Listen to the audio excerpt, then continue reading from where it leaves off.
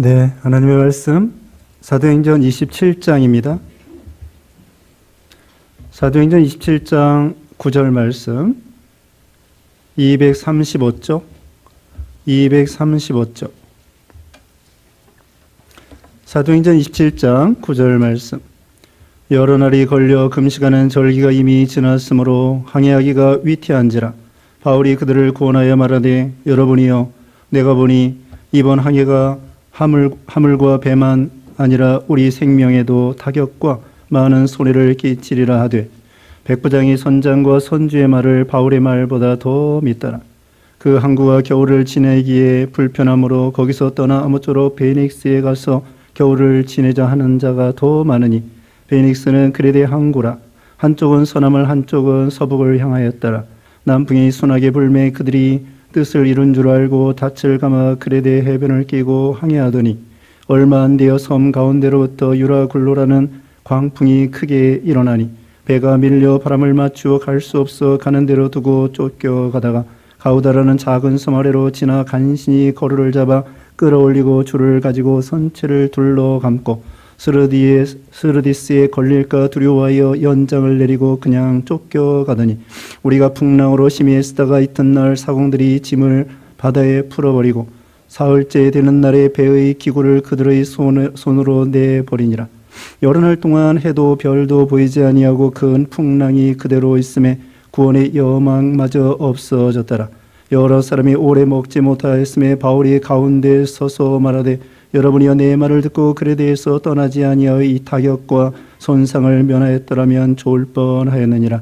내가 너희를 구원하노니 이제는 안심하라. 너희 중 아무도 생명에는 아무런 손상이 없겠고 오직 배뿐이리라. 내가 속한 바 곧 내가 섬기는 하나님의 사자가 어젯밤에 내 곁에 서서 말하되 바울아 두려워하지 말라. 내가 가이사 앞에 서야겠고 또 하나님께서 너와 함께 항해하는 자를 다 내게 주셨다 하였으니 그러므로 여러분이여 안심하라. 나는 내게 말씀하신 그대로 되리라고 하나님을 믿노라. 그런즉 우리가 반드시 한 섬에 걸리리라 하더라. 아멘. 오늘 본문은 사도행전 27장 9절로 26절. 제목은 풍랑을 만났을 때. 풍랑을 만났을 때, 이런 제목으로 하나님 말씀 증거하겠습니다. 우리 인생도 살다 보면은 풍랑과 같은 여러 가지 시련이 있을 수 있습니다. 개인적으로도 가정적으로도 질병과 또 사업과 경제적인 일로 또 자녀의 일로 그리고 또 시대적으로 요즘에 코로나 때문에 또 대통령 선거와 또 시대적으로 우크라이나 전쟁과 또 여기 며칠간에 또 산불이 나서 이렇게 많은 피해를 입고 이재민이 생기고 이것도 다 우리가 인생을 살아가는데 풍랑, 큰 풍랑, 작은 풍랑 이런 풍랑이 있다는 것을 알 수가 있습니다. 여기 오늘 본문에는 사도 바울이 배를 타고 그 로마로 가고 있습니다. 여기는 276명이 타고 있는데 그 중에 사도 바울은 제수의 모습으로,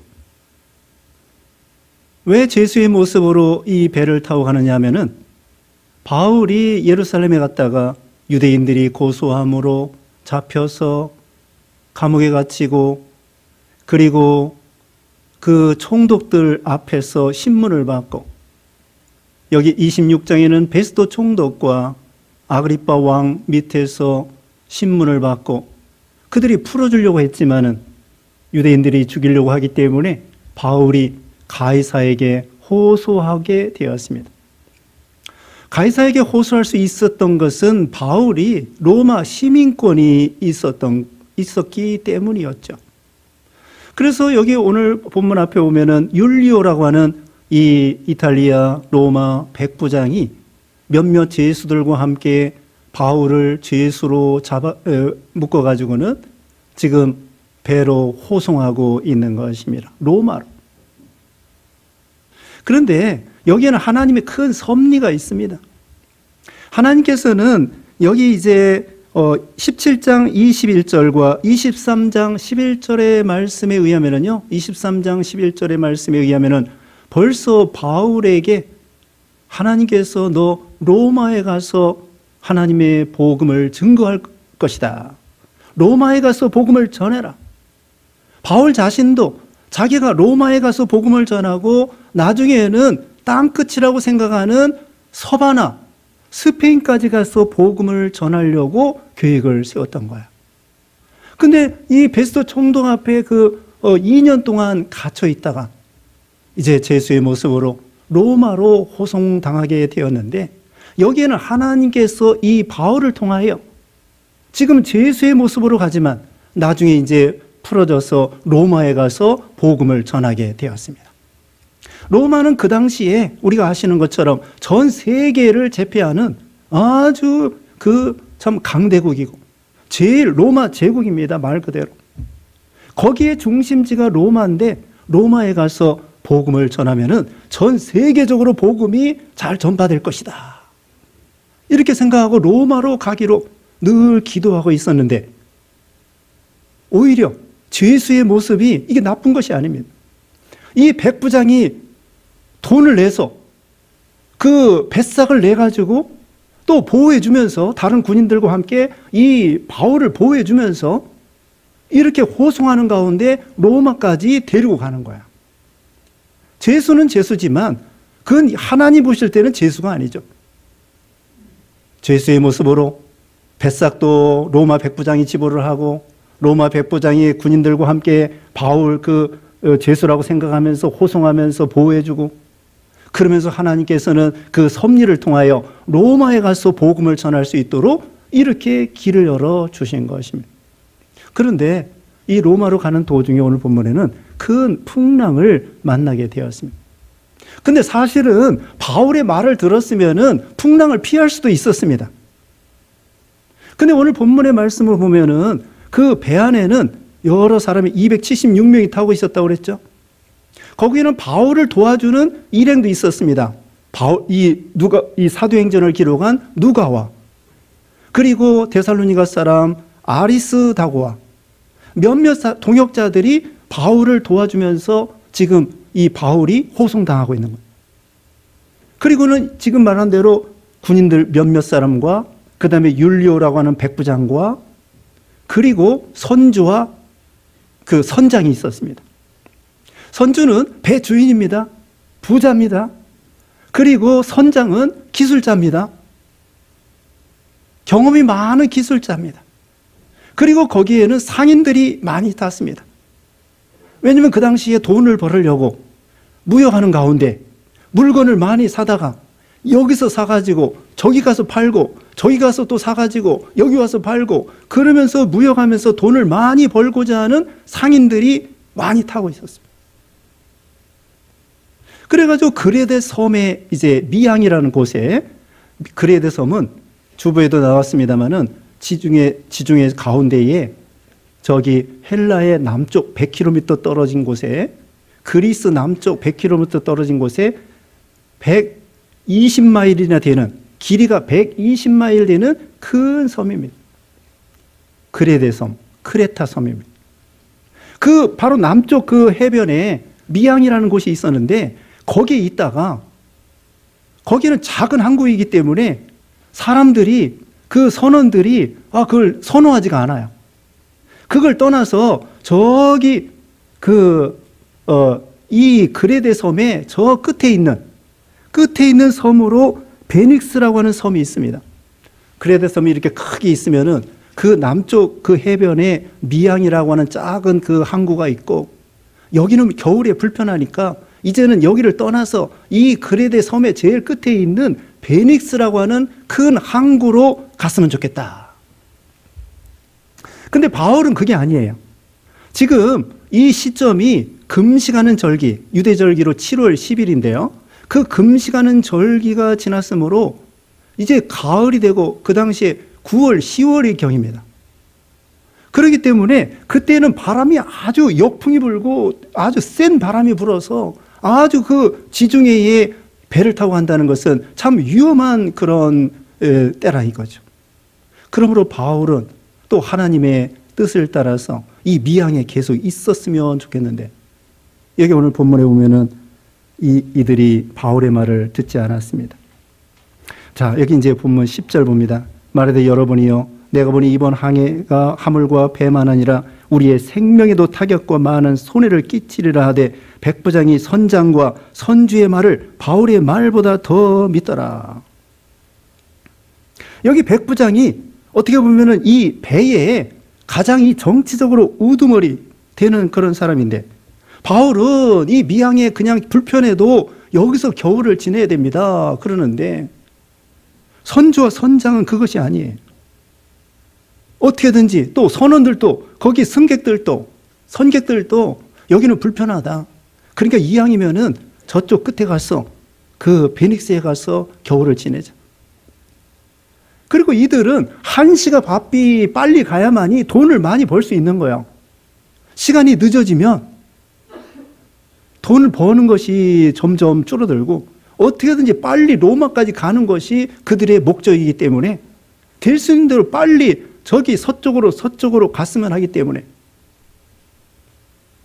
그러니까 이것은 여기 보면은 또 많은 사람들이 그걸 더 좋아했습니다. 12절에 보면은 그 항구가 겨울을 지내기에 불편하므로 거기서 떠나 아무쪼록 베닉스에 가서 겨울을 지내자 하는 자가 더 많으니, 베닉스는 크레데 항구라 한쪽은 서남을 한쪽은 서북을 향하였더라.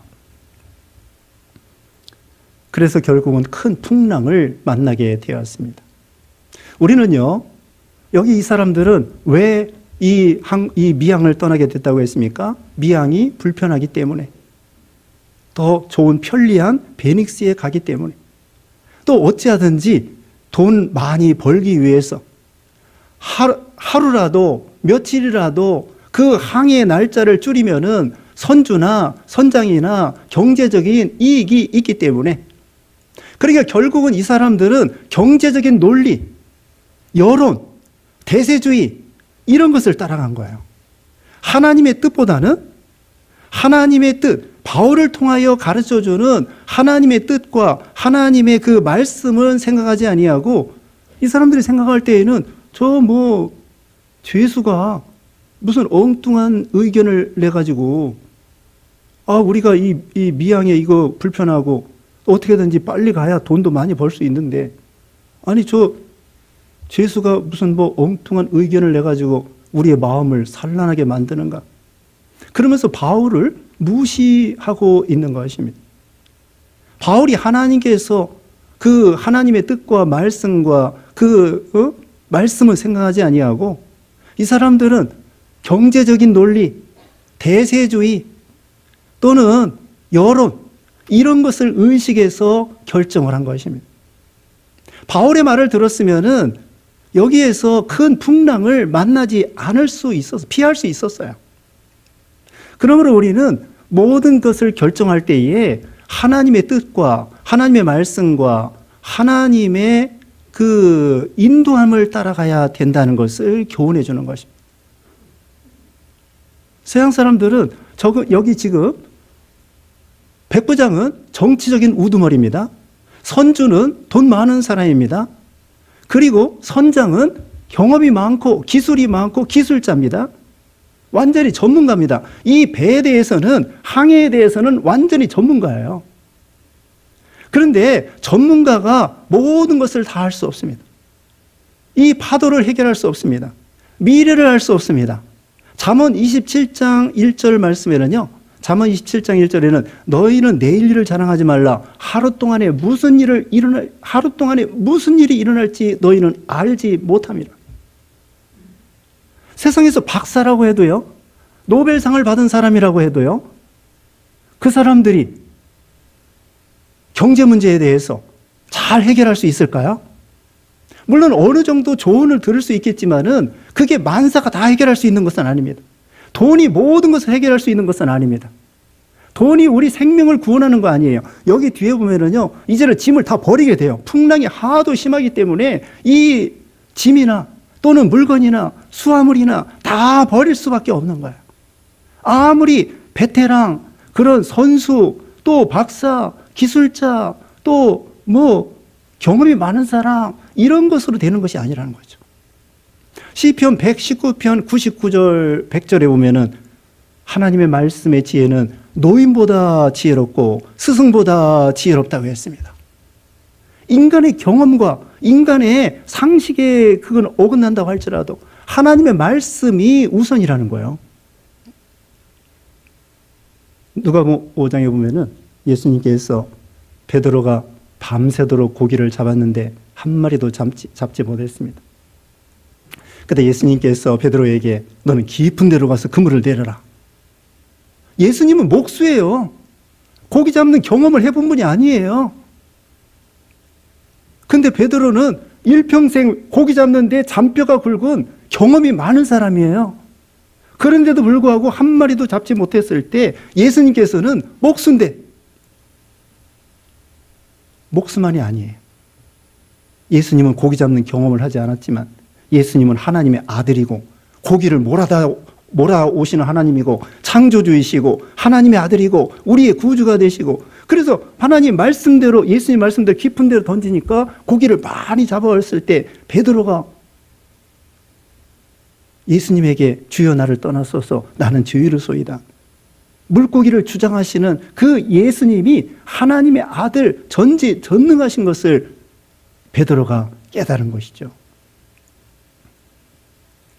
고린도전서 1장 25절에는 하나님의 어리석음이 사람보다 지혜롭고 하나님의 약하심이 사람보다 강하니라. 하나님이 어리석은 것이 있을 수가 없습니다.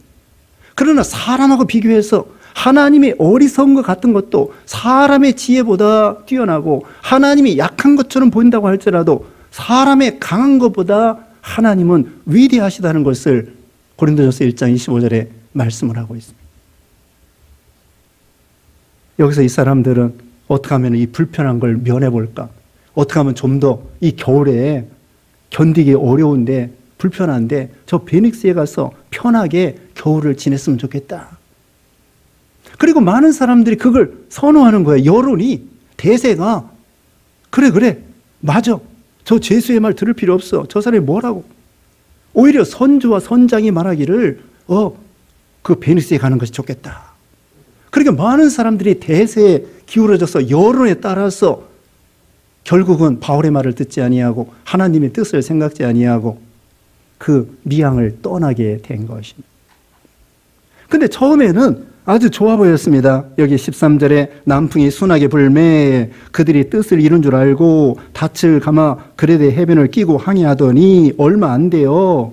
섬 가운데로부터 유라굴로라는 광풍이 크게 일어나니 남풍이 순하게 부르니까 순풍에 돛단 듯이 그런 말이 있지 않습니까? 그래가지고 야 이거 진짜 우리가 결정한 것이 옳았다. 저 바울이 말한 거 저 제수가 뭘 안다고 저 바울이 말이 틀렸다.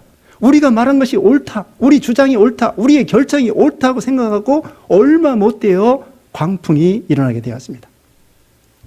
요나도요. 하나님 명령을 불순종하여 욥바로 갔습니다. 도망가려고 해변에 갔습니다. 마침 그런데 다시스로 가는 배가 딱 있는 거예요. 옛날에는요. 교통이 많이 발달하지 않았기 때문에 배가 늘 있는 것이 아니에요. 그런데 가보니까 가자마자 그 다시스로 가는 큰 배가 있는 거야. 야, 내가 하나님 앞에 도망치는 거 이거 잘 됐구나. 내 결정, 내 뜻이 옳아. 그리고 타고 가는데 얼마 있다가 풍랑이 일어나서 결국은 요나는 물고기 뱃속에 들어가게 되었죠. 여기도 겉만 봐가지고 남풍이 순하게 불매. 우리는 무슨 일을 결정할 때 외적으로 좋아 보이는 거 그걸 가지고 결정하면 안 됩니다. 순풍이 분다고 해서 그것이 반드시 옳다고 생각하면 안 됩니다. 예수님께서는 좁은 문으로 들어가라고 했습니다. 좁은 길로 가라고 했습니다. 좁은 문, 좁은 길은요 사람들이 찾지도 아니하고 잘 찾지도 못하고 들어가지도 않으려고 하고 외로운 길이고 힘든 길이고 그러나 그 좁은 길, 좁은 문은 생명길이라는 거예요. 우리는 겉만 보고 따라가면 안 됩니다. 결혼을 할 때도요 외모나 스펙이나 또는 뭐 가문이나 또는 뭐 돈 많은 거 직업, 월급 심지어는 시아버지 뭐 연금까지 따져본다네. 그걸 따지지 말고 그 사람의 믿음을 첫째 따지는 거야. 믿음은 잘 변하지 않습니다. 그러나 외적인 조건은 변하기가 쉬워요. 이 바다가 잠자는 것 같아도 언제 풍랑이 일어날지 모른다고요. 그러므로 우리는 결혼할 때나 직장 잡을 때나 직장 잡을 때도요, 어떻게 하면 내가 주의를 지키고 믿음을 지킬까, 그렇게 표현하는 거예요. 월급 많고 적고를 떠나서 내가 어떻게 하면 믿음을 지킬까. 또 내가 사업을 하더라도 어떻게 하면 이 사업을 통하여 하나님께 영광을 돌릴까. 돈만 벌으려고 하지 말고 이걸 통하여 어떻게 하면은 하나님의 영광을 돌릴까. 그런 표준으로 사업을 하는 거예요. 공부를 하는 거예요. 직장을 다니는 거예요. 그와 같이 여기 외적으로는 와, 남풍이다, 참 멋있다, 참 재밌다, 참 좋다. 그런데 얼마 못 돼요. 그만 광풍이 불게 되었습니다. 야고보서 4장 14절 이하에도 너 인생이 무엇이냐, 너희는 잠깐 보이다가 없어지는 안개니라. 방금 잠언 27장 1절에 있는 것처럼 내일을 자랑하지 말라. 너희가 하루 동안에도 무슨 일이 일어날지 알지 못함이라. 여기서 이 사람들이 풍랑을 피할 수도 있었는데 바로 코앞에 있는 것도 보지 못하는 것이 우리 사람이에요. 누가 여기 광풍이 일어날 줄 어떻게 알았겠습니까? 그런데 여기 광풍이라고 하는 것은 유라굴로라고 하는 건데 광풍, 태풍을 가리켜요. 동북풍입니다. 동북풍. 아주 무서운 바람이라고 합니다. 그래가지고 이제는 이 풍랑에 막 쫓겨가는 거예요. 시골에도 쫓겨가고, 그 다음에는 거루, 그 구명정, 그런 구명보트 같은 거, 이런 걸 잡아 끌어올리고, 그 다음에는 17절에 스르디스라고 하는 그런 모래톱에 그 수렁에 걸릴까 두려워하고, 그 다음에 연장은 돛입니다, 돛. 이것을 내리고 그냥 쫓겨가더니 사람이 어떻게 할 수가 없습니다. 큰 풍랑이 일어날 때에는 우리 사람이 힘으로 어떻게 할 수가 없는 거야. 태풍이 일어날 때 어떻게 해야 되겠습니까? 요즘에도 우크라이나 전쟁 나는데 우크라이나 사람들이 전쟁을 피해 보려고 그렇게 해도 안 되는 거예요. 코로나도 이거 백신 나오면은 잠잠해질 줄 알았는데 이게 안 되는 거야. 인간의 힘으로 이거 그냥 안 되고 쫓겨가고 계속 쫓겨간다는 말씀이 나옵니다. 그래가지고 이제는 다 배가 잠기게 생겼으니까 18절 말씀에 우리가 풍랑으로 심히 애쓰다가 이튿날 사공들이 짐을 바다에 풀어버리고 사흘째 되는 날에는 배의 기구를 그들의 손으로 내버리니라. 그리고 20절에는 여러 날 동안 해도 별도 보이지 아니하고 큰 풍랑이 그대로 있음에 구원의 여망마저 없어졌더라. 이제는 짐을 다 버리게 되었습니다. 아니, 사람이 죽게 생겼는데 그 짐이 무슨 소용이 있습니다. 무슨 소용이 있겠습니까? 그리고는 기구도 버리는 거예요. 연장 같은 거, 그 배에 그 기구들, 아주 기본적인 돛이나 닻이나 이런 거 말고 좀 부수적인 거 다 버리게 되는 거예요. 풍랑으로 인해서 배에 막 물이 들어오고 난리가 났으니까 이래다가는 다 죽게 생겼다. 죽는 것보다는 이 짐을 버리는 것이 낫겠다. 정말 어려울 때에는 그렇게 이 돈도 물질도 여기서 무슨 선주가 무슨 소용이 있겠으며 백부장이 무슨 소용, 계급이 무슨 소용이 있겠으며 선주, 돈 많은 게 무슨 소용이 있겠으며 선장, 기술자도 어떻게 할 수가 없는 거예요. 정말 죽을 때에는요, 학벌이 무슨 소용이 있겠으며 얼굴 예쁜 게 무슨 소용이 있겠으며 돈 많은 게 무슨 소용이 있겠으며 다 병 걸려가지고 중환자실에 누워서 죽게 생겼는데 자식이 무슨 소용이 있겠습니까? 자식이 자기를 그 죽을 병에서 건져주겠습니까? 돈이 억만금을 줘도 의사가 자기 병을 고쳐줄 수 있겠습니까? 다 내버리는 거예요. 그래서 디모데전서 6장 17절에 정함이 없는 재물에 소망을 두지 말고 오직 우리에게 모든 것을 후히 주사 우리에게 하시는 하나님께 두며 누리게 하시는 모든 것을 후히 주사 누리게 하시는 하나님께 소망을 두라 그랬습니다. 잠언 11장 4절에 재물은 진노하시는 날에 무익하나 공의는 죽음에서 건지느니라. 자, 왜 하나님께서 이 믿음 좋은 바울이 복음 전하러 죄수의 모습으로 가긴 가지만은 저 가는데 풍랑이 일어나게 했을까요?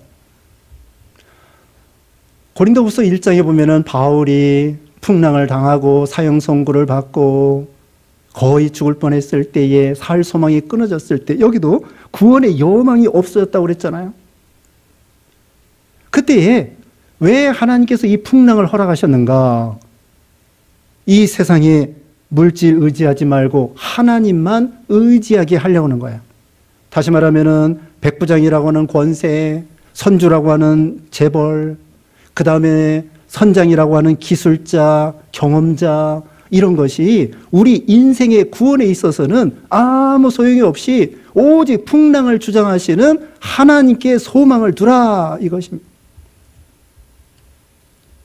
그리고 이 풍랑을 통하여 삶의 우선순위가 무엇인 것을 가르쳐 주는 것입니다. 정말 우리에게 중요한 것은 무엇이냐? 구원이고 영생이고 생명이고 천국이고 하나님이 제일 중요하다는 것을 보여주는 거야. 이 세상 떠날 때 뭘 가지고 가겠습니까? 정말 죽게 되었을 때 뭐가 필요하겠습니까? 오직 하나님이 주시는 구원과 평안과, 여기 이제 뒤에 보면은 안심하라, 그것처럼 하나님이 주시는 구원과 생명과 소망과 안심, 이것이 정말 중요한 것이지, 정말 우리에게 삶의 우선순위, 중요한 것이 무엇인가를 보여주는 거예요. 풍랑이 없을 때에는요, 중요하지 않은 걸 중요하다고 생각하고 거기다 목숨을 걸어요. 어떤 사람은 결혼에 목숨을 겁니다. 그래서 체이면은 죽으려고 그래요. 실현당해가지고 죽으려고 그래요. 또 어떤 사람은 학교 떨어지면 죽으려고 해요. 아니에요. 학교 떨어지는 거 떨어질 수 있어요. 또 결혼에 실패할 수 있어요. 채일 수 있어요. 실현당할 수 있어요. 그게 인생의 최고로 중요한 게 아니야. 정말 죽게 되었을 때에는 그게 중요한 게 아니에요. 편안할 때에는 돈이 중요한 것 같고 학벌이 중요한 것 같고 뭐가 중요한 것 같아도 정말 풍랑이 일어날 때에는 그게 중요한 것이 아니라는 것을 알게 되는 거예요. 그래서 이 풍랑을 통하여 정말 중요한 것이 무엇인가? 그리고 이 풍랑을 해결할 수 있는 분은 오직 하나님밖에 없다. 그러므로 하나님을 의지하고 하나님께 소망을 두라는 뜻이죠. 그리고 겸손하게 되는 것입니다. 풍랑이 일기 전에는 내가 배를 부려서 또 이 배 타고 가서 여기서 이 물건을 싸게 띄어다가 저기다가 비싸게 팔으면은 돈을 얼만큼 이문이 남을 텐데, 그러면서 뭐 계획을 세워가지고, 풍랑이 일어나기 전에는 자기 계획대로 될 수 있습니다. 그러나 정말 풍랑이 일어날 때에는 자기 계획대로 되지 않습니다. 자기 마음대로 되는 거 없습니다. 자식도, 재물도, 내 건강도, 부모도, 형제도, 남편도, 아내도 결국은 하나님이 대기해 주셔야 된다는 것을 깨달을 수 있는 거죠. 아무 여망이 없었습니다. 별도 보이지 않고 해도 보이지 않고 풍랑은 계속되고 구원의 여망이 없어졌습니다.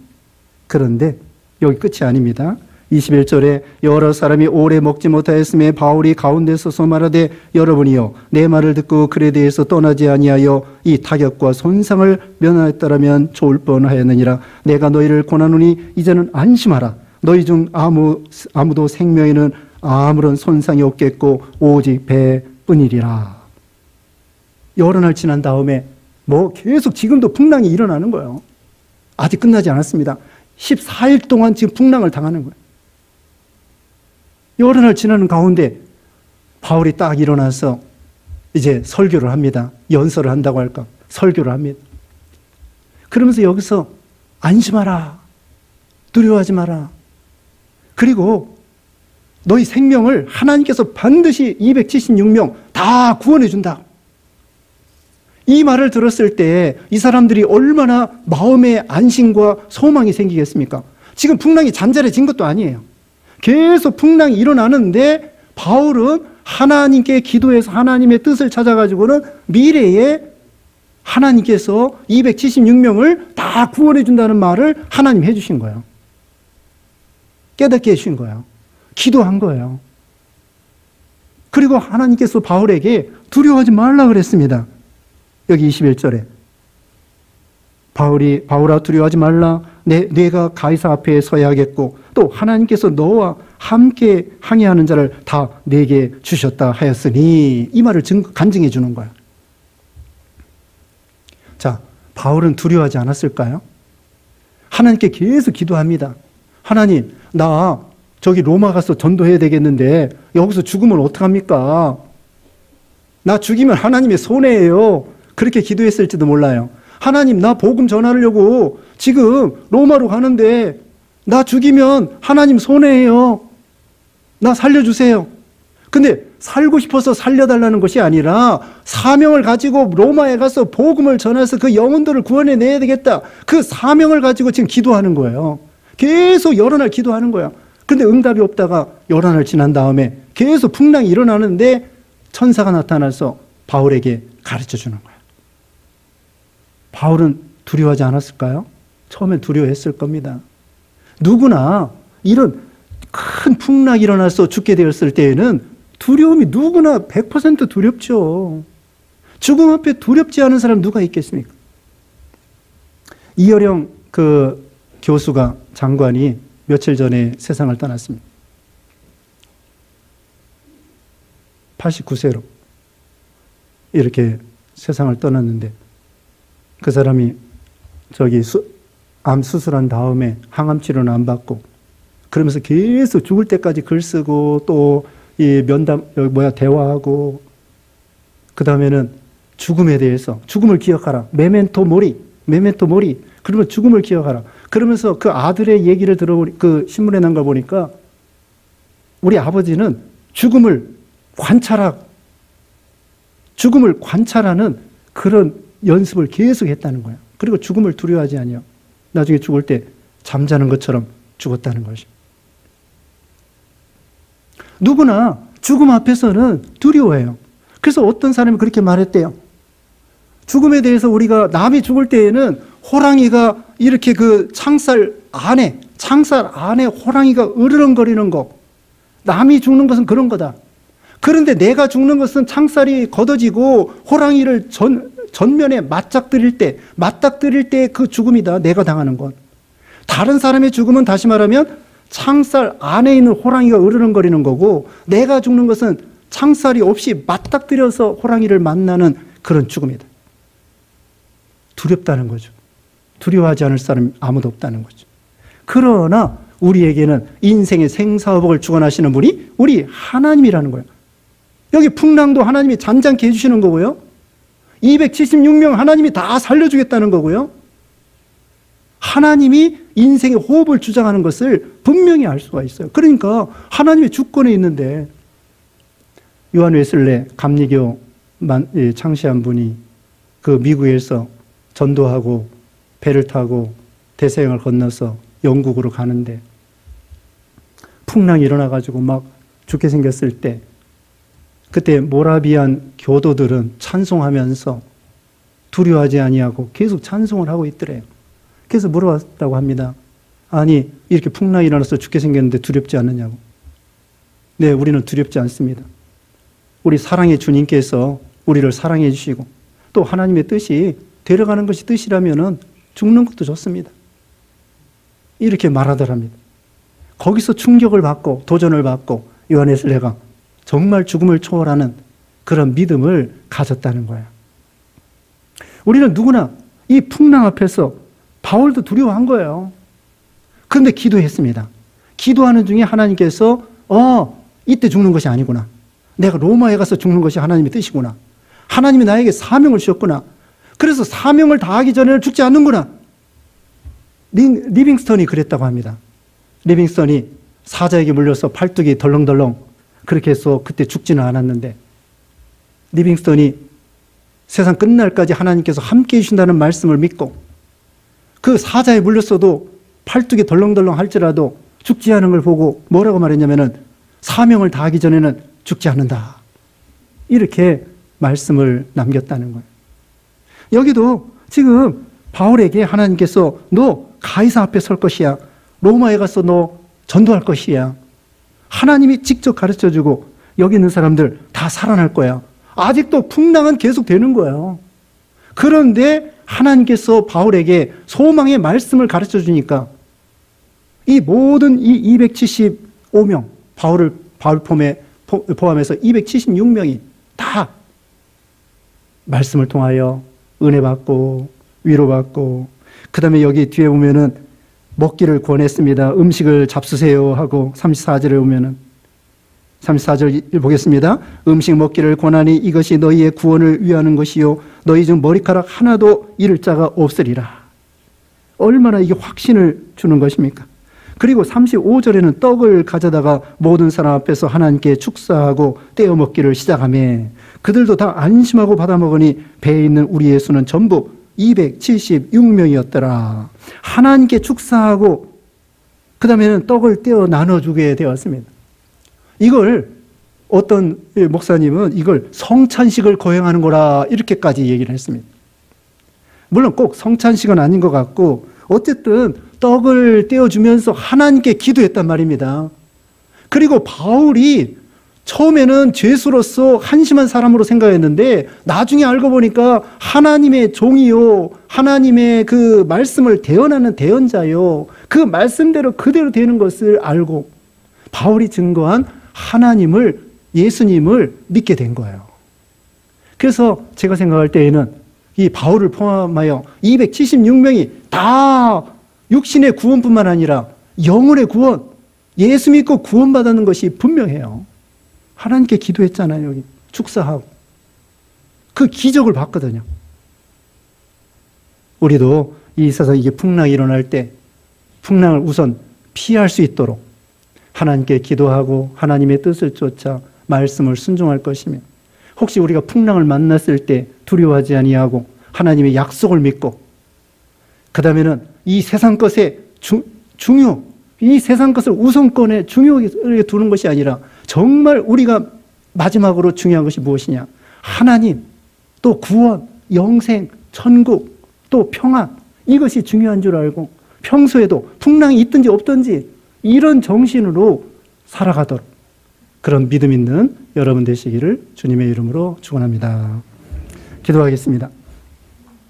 거룩하신 하나님 감사합니다. 우리가 하나님 말씀을 따라 되신 대로 풍랑을 피하게 하시고 또 풍랑을 닥쳤을 때에는 두려워하지 아니하고 하나님의 약속을 믿고 믿음으로 끝까지 승리하여 하나님께는 영광이요 우리 주위 사람들이 다 구원받는 구원의 역사가 있게 하여 주시옵소서. 예수님의 이름으로 기도드리옵나이다. 아멘.